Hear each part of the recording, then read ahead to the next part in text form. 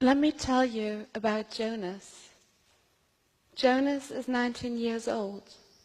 He studies law in Munich. In his spare time, he likes to play soccer. Jonas has a secret which he thinks he cannot share with anyone, not even with his best friend or with his parents. He's just too afraid of anger, rejection, and repulsion. Jonas knows that he has to suppress his sexual drive for his entire life. And he also knows that there will never be a loving and fulfilling partnership that he can enter. Because Jonas is a pedophile. He's only attracted to female children between the ages of 6 and 12 years.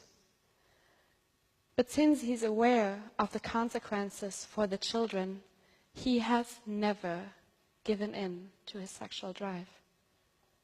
In the ICD-10, the International Classification System for Illnesses, pedophilia is coded as the sexual preference for pre-adolescent children. It is listed under the sexual disorders. It occurs unrelated to socio-economical status and unrelated to educational level. So generally speaking, anyone could be born a pedophile. It is crucial to understand the difference between pedophilia and child sexual abuse. Pedophilia is only the sexual preference for pre-adolescent children. Children can easily become victims of child sexual abuse because of their loyalty and because of ease of access. For example, a stepfather might abuse his stepdaughter because he feels anger or jealousy towards her mother.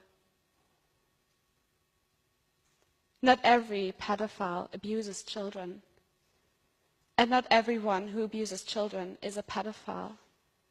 Differentiating between these two groups is essential. But a pedophile who doesn't abuse children has done nothing wrong. According to current research, pedophilia is an unchangeable sexual orientation, just like, for example, heterosexuality. No one chooses to be a pedophile. We can make a difference for Jonas. We, as a society, can be there for him. At the moment, we live in a world that already excludes pedophiles because of their preference alone. Someone who's lonely and excluded from society has little to lose and is at much higher risk to commit a crime, like, for example, child sexual abuse. We can make Jonas feel that he stays a valuable member of our society, although he's a pedophile. Right now, most of us feel discomfort when we think about this scenario. And most of us feel discomfort when we think about pedophiles. But just like pedophiles, we are not responsible for our feelings. We do not choose them. But we are responsible for our actions. And we must make a decision. It is in our responsibility to reflect and to overcome our negative feelings about pedophiles and to treat them with the same respect we treat other people with. We should accept that pedophilia is a sexual preference, a thought, a feeling, and not an act. We shouldn't increase the suffering of pedophiles by excluding them, by blaming and mocking them. By doing that, we increase their isolation and we increase the chance of child sexual abuse. Only if they make themselves recognizable, because they're not afraid of punishment, of anger and rejection, can we better understand the causes of pedophilia and we can improve their treatment. 5 years ago, I first heard about Jonas's life. Prior to that, I have never really thought about pedophilia, and I had just adapted the prevalent societal view about it without never really questioning it. I felt anger and disgust about pedophiles.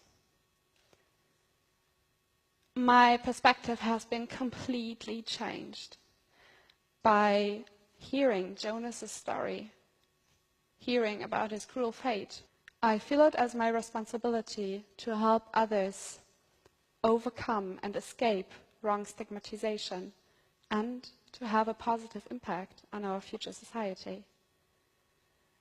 By changing our view about pedophilia as a society and by offering them support and therapy, we can help millions of people to live better lives.